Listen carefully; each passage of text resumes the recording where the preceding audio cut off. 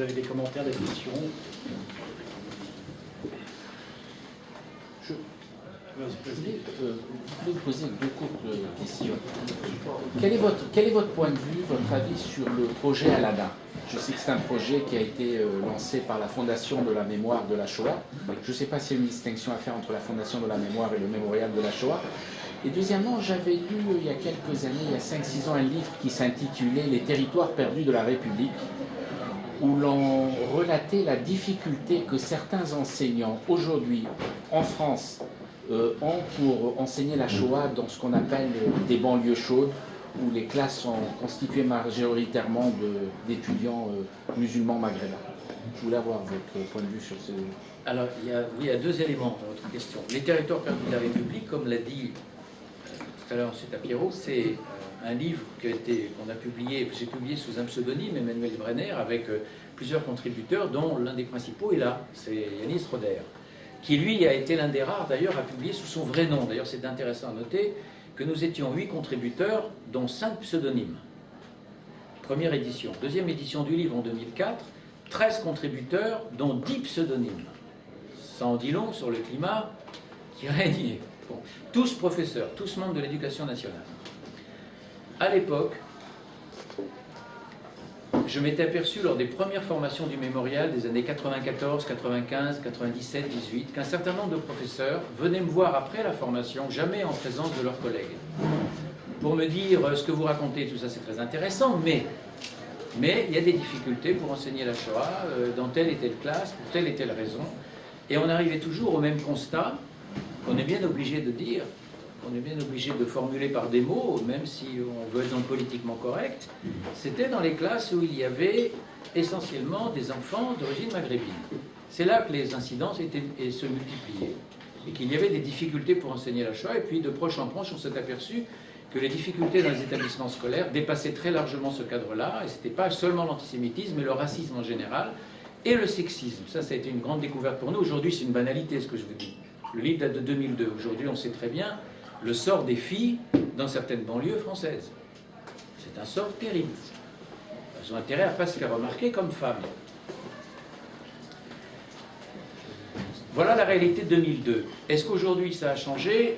Moi, je suis mal placé pour en parler, je n'enseigne plus, et je connais encore moins bien les banlieues. C'est-à-dire que, je veux dire par là, que j'ai perdu le contact avec la réalité dont je parlais en 2002.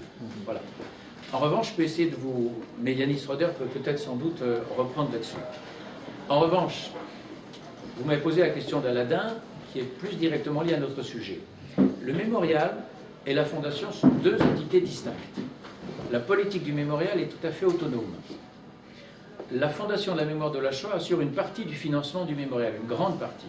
Sans la fondation, nous ne pourrions pas faire un grand nombre de formations, un grand nombre de publications, d'expositions, etc.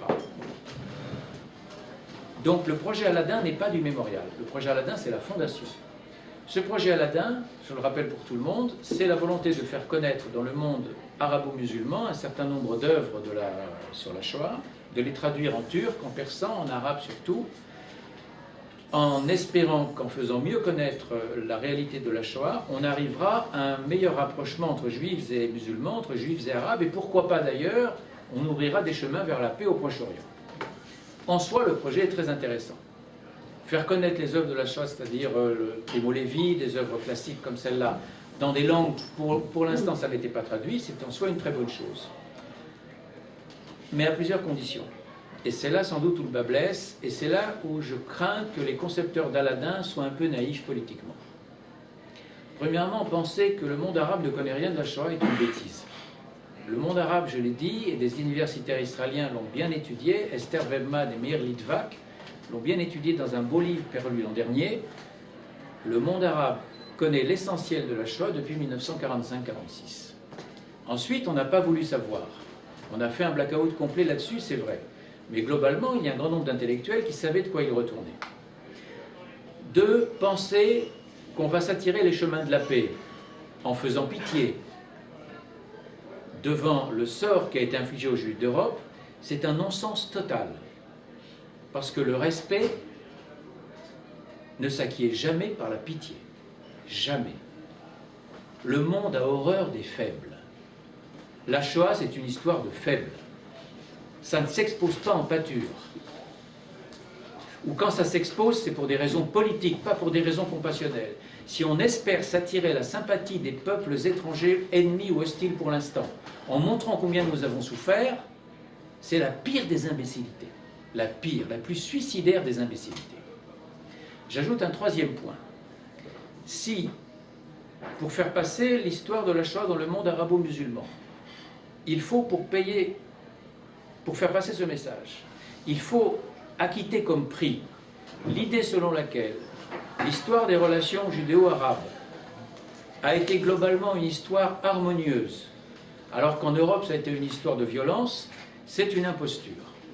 Il est évident que dans le monde judéo-arabe, rien n'est équivalent à l'Ukraine pogromiste. Rien n'est équivalent à la violence de l'antisémitisme allemand ou roumain ou russe. Rien, c'est vrai. Que globalement, le monde arabe n'a pas été une terre de pogroms. Il y a eu des pogroms, il y a eu des massacres sporadiques. Mais c'est rien par rapport à ce qui s'est commis en Roumanie ou en Pologne. Je parle d'avant la guerre, d'avant la Shoah, c'est vrai. Mais penser que les relations entre juifs et arabes dans le monde arabe ont été harmonieuses, c'est un non-sens. C'est faux, de bout en bout c'est faux. Les relations se sont dégradées au XIXe siècle en dehors de tout contexte sioniste proche-oriental, quand à partir de 1830-1840 les relations se dégradent, personne n'a entendu parler de sionisme et encore moins d'Herzl. C'est pour des raisons beaucoup plus internes au monde arabe et au monde européen, dont le monde arabe subit la poussée coloniale, que les relations se dégradent. Et ces relations sont globalement marquées par la violence dans un grand nombre de pays où réellement la condition juive devient une condition infernale. Je citerai en particulier le Yémen, qui fait partie, quand on lit les rapports de l'Alliance en France, le Yémen fait partie des pays où on considère que la condition juive est martyrisée, carrément martyrisée. Pays non arabe également cité, la Perse, constamment cité à cause de la violence du clergé chiite. Et le troisième pays, ça sera très étonnant, qui est constamment cité dans les rapports de l'Alliance, mais chaque année ça revient comme un leitmotiv, c'est le Maroc. Maroc, ouais. Par Trigano, donc. Oui, entre autres. Mais si vous voulez, quand vous lisez, comme je les ai lus, les rapports de l'Alliance depuis 1864, depuis qu'il y a une école à Tétouan et ensuite à Tanger, 62 même la première école, j'ai lu tous les rapports de l'Alliance sur le Maroc, comme sur le Yémen, comme sur l'Irak, comme sur d'autres pays, parler de relations harmonieuses comme le fait le projet Aladdin et la directrice du projet Aladdin, c'est, je pèse mes mots, se moquer du monde. Sur ce plan-là, moi je ne peux pas souscrire à ce projet. Tant qu'il est présenté dans cette forme, c'est tout. Merci. 40 Oui, tout le monde sait que l'Holocauste n'a pas eu lieu en Amérique du Nord. Alors, quand on enseigne l'histoire canadienne, juive ou non juive, on a de la difficulté à aborder la situation, puisque, en effet, il n'y a pas de place automatique, comme en France, pour cet événement. Par contre, Montréal a été une des villes dans le monde où le pourcentage de survivants de l'Holocauste a été le plus élevé. L'établissement de survivants ici a été quelque chose de très, très majeur parce qu'on avait une culture yiddish. Et ils ont été attirés. Certains grands intellectuels et grands esprits qui ont survécu sont allés ici. Le problème pour nous, les francophones, c'est que la communauté juive fonctionne en anglais. Et jusqu'aux années 80, l'Holocauste n'a pas été transmise en français. Alors, il n'y a pas eu d'outils et d'instruments pour la transmettre en français. Et les débats français européens ne fonctionnent pas dans notre cadre. Alors, on s'est retrouvé dans une situation de découverte très récemment et de dialogue. Et puis, ça, c'est quelque chose de particulier à nous.